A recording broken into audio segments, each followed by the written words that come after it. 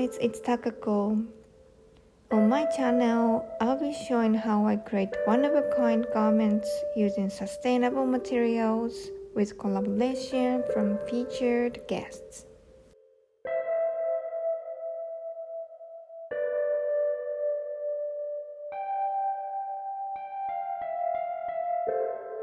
You said you've been doing music for 20 years. Yeah.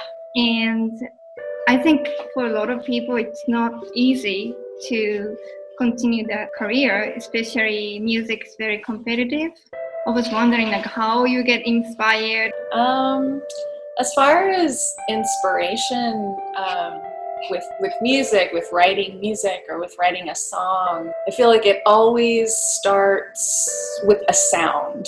I think I'm really drawn to funny sounds or unique sounds, and I find like a funny sound or unique sound, something that really touches me. I think when I find a sound that makes me smile or laugh, it feels kind of powerful and compelling and like something that I want to build on. I mean, it feels like, when I find this sound that speaks to me and that makes me laugh, it almost feels like I have this inside joke with the sound.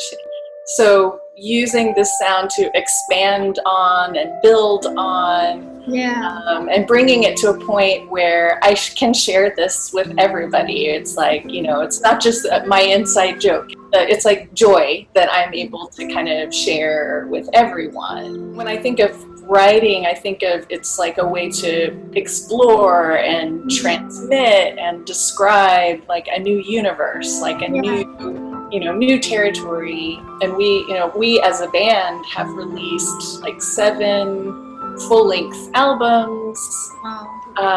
We've written 3 movie soundtracks and 1 video game soundtrack.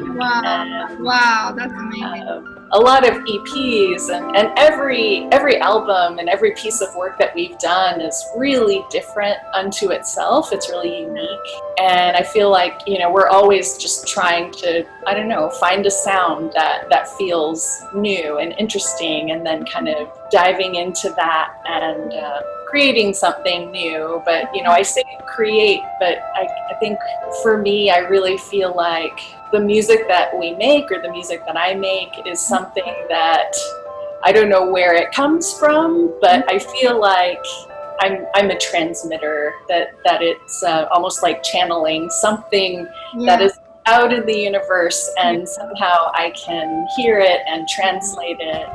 I also love plants, and I feel a calling to healing. The route I took was more like I became a channel for music, and I feel like music can be healing. I don't know if you've heard of there's these like sound bowls. Yeah, crystal. Crystal bowls. So I bought my first crystal bowl that I've been using and like sampling and recording, and I've also been recording plant recording, like recording the biodata from plants, but definitely healing in music is something that I am very interested in exploring. But even going as far as recording the biodata of healing and medicinal plants and incorporating that into healing music.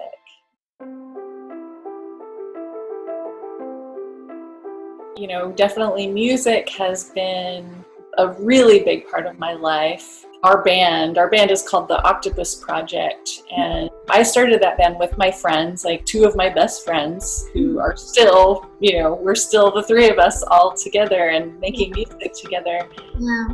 But we started that in 1999 and are still working together to this day. I feel like being in the band kind of gave us this umbrella to kind of work under, to be creative in a lot of different ways. And so I used, or kind of taught myself how to sew. I'm not like a professional by any means, but I would upcycle like vintage things, or alter and change them and make them my own, and to try to create kind of fun stage clothes, or play with set design, like our stage set design, and like I would make these giant screens for us to do projections on.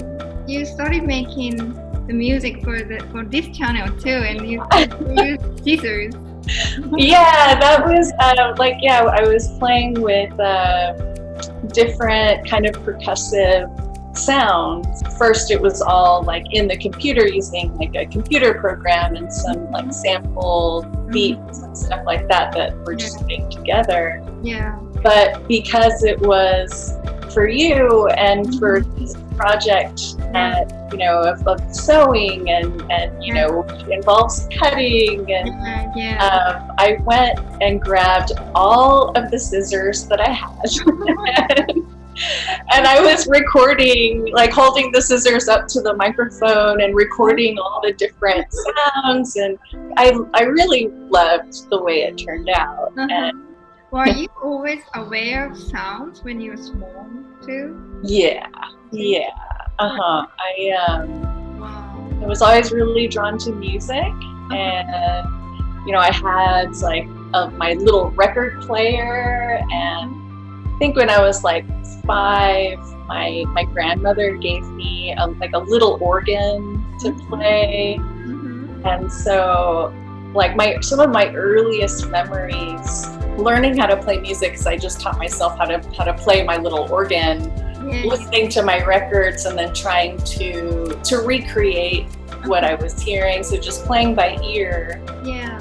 But something that has kind of stuck with me, or a memory that has stuck with me, was like noticing how songs made me feel. Like I felt like there were some songs that were very, very sad, and some songs that were very, very happy, and then everything in between. But I do remember being really little, like maybe 6 years old, and like playing my organ and trying to play the saddest song that I could play, like trying to play. And I remember my mom walking into the room, and I'm playing the organ and I'm crying. Speaking of instruments, I wanted to ask you about that instrument you told me that you don't have to touch. Yeah. What's the name of it again? Okay, so this instrument is called a theremin, and that's spelled Theremin. It was the first electronic instrument ever invented. It was invented in 1920 by a Russian KGB physicist. And he was studying like motion sensor technology for the KGB. And so he was working with magnetic fields and radio frequencies. And he, in doing that work, he accidentally discovered that like the electricity in our body, just with proximity, can affect a magnetic field, can like amplify and detune a magnetic field. And so he created this instrument with 2 antennas. But yeah, you play it without touching it, and it just picks up the electricity in your body with proximity. So when I'm playing it, like everybody has to stay away, because if somebody walks by while I'm playing, or if they get too close, their energy gets picked up and you can hear as they walk by. So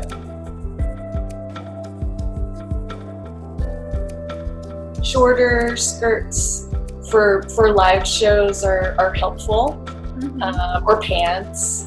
But I mostly wear skirts to shows, and fitted is just like it's been a personal preference, or just and also it's easier to play, or like when we play shows, like I play everybody in the band kind of switches around. Like I play the drums, and I play guitar and bass, and keyboards and theremin. So we're moving around a lot. So having something that's more fitted is helpful for me not to get caught on anything or stuck somewhere. I have played shows that were with dresses that are a little bit more poofy, and then it'll get like stuck in on the the end of a guitar head, or caught on something, and so that makes it a little bit harder.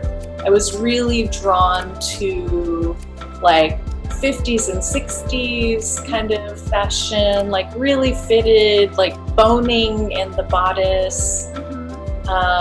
And I kind of liked, the fitted bodice and full skirts. And then I like, mod styles. Your hairstyle is, to me, 1920s. Yeah. Madeline Vianney is one of my favorite designers from the early. I was gonna tell you about if you know her. Yeah, I love her. She does a lot of bias dresses. I have her but in Japan, like my home in Japan. I bought it when I was a lot younger. Yeah.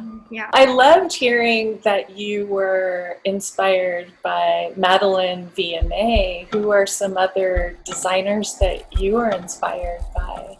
Probably Victor and Rolf. They create very interesting dresses, and it's actually probably not wearable for normal life. Yeah. But very artistic, very creative, and super unique. And I liked Alexander McQueen too. Yes, me too. love him. Yeah. I think I like something very artistic, and it's almost like art. Yes. Yeah. Well, I would love for our project to be a piece that is art.